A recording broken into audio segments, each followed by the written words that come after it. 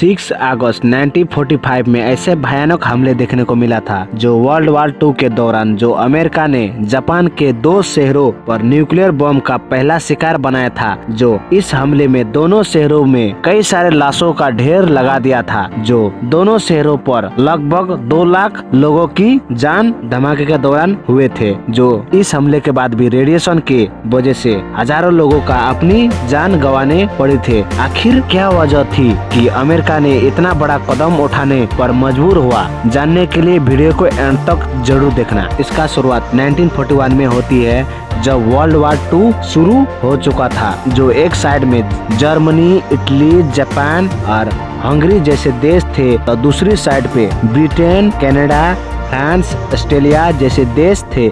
जो world war 2 में America का कोई पार्ट नहीं था।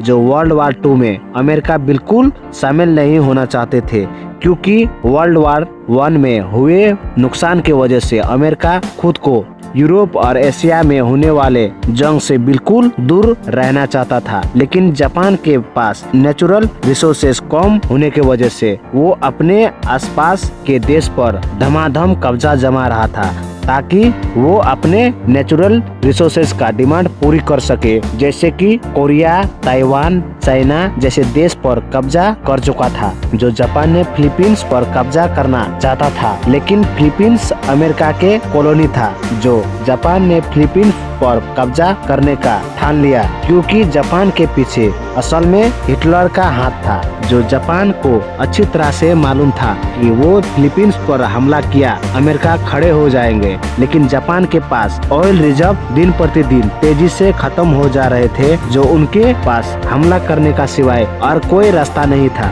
जो फिलीपींस पर नहीं बल्कि पर्ल हार्बर पर हमला करेंगे। जो जापानीज मिलिट्री लीडर ने फैसला किया कि वो अमेरिका के पर्ल हार्बर पर एक सीक्रेट अटैक करके पूरी बेस को ही उड़ा डालेंगे ताकि उसके बाद जापान आसानी से फिलीपींस पर कब्जा कर सके। जो जापान ने छुपके से पर्ल हार्बर पर अटैक करने के तैयारी कर लिया। जो 2 बैटलशिप और 39 सबमरीन और 400 से भी ज्यादा बॉम्बर एयरक्राफ्ट जो 6 एयरक्राफ्ट करियर के जरिए पर्ल हार्बर की तरह रवाना कर दिया।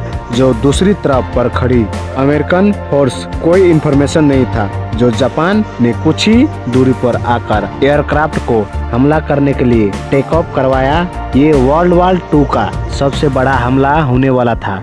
जो 7 दिसंबर 1941 के सुबह के 7 बजे जापानीज एयरक्राफ्ट ने 2 अलग अलग ग्रुप बना के हमला करना शुरू कर दिया। जो लगातार 1 घंटे तक पर्ल हार्बर पर हमला करते रहे। जो अमेरिका के 8 एंटीशिप और 20 वेसल और 300 से भी ज्यादा बॉम्बर एयरक्राफ्ट को खड़े खड़े तबाह कर दिया गया था। जो जापान ने अमेरिका को वर्ल्ड वॉर 2 में शामिल होने के लिए मजबूर कर दिया था। जो अमेरिका ने पर्ल हार्बर पर हमले के बाद अगले ही दिन अमेरिका ने जापान के खिलाफ जंग का ऐलान किया। जो अमेरिका ने 4 महीने बाद वैसे ही हमला किया जो पर्ल हार्बर पर किया था। जो जापान के टोक्यो शहर पर बम का बरसात कर दिया। जो इनका 4 साल तक जापान और अमेरिका के बीच घमासान लड़ाई चलती रही। जो जापान कमजोर पड़ रहा था।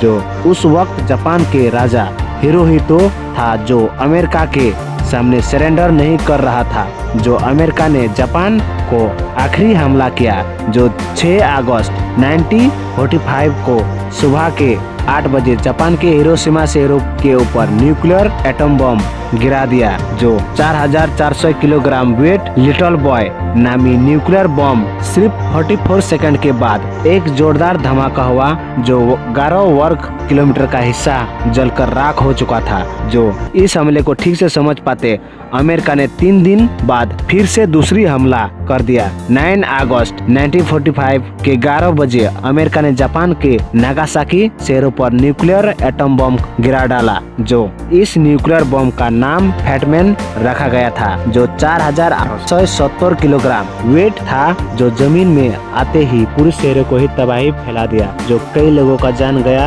और बाद में रेडिएशन की वजह से कई लोगों का जान भी जा चुकी थे। जो दोनों हमले में 2 लाख से भी ज्यादा लोग का जान जा चुकी थे, जो जापान के राजा हिरोहितो ने 14 अगस्त 1945 में अमेरिका के सामने सरेंडर कर दिया और इसके बाद वर्ल्ड वॉर 2 भी एंड हो गया। आई होप आपको समझ आ गया होगा। इस वीडियो में इतना ही। अगर इस वीडियो में कुछ जानने को मिली हो तो वीडियो को लाइक करें और अब मिलती हूँ नई वीडियो के साथ में। तब तक के लिए बाय बाय।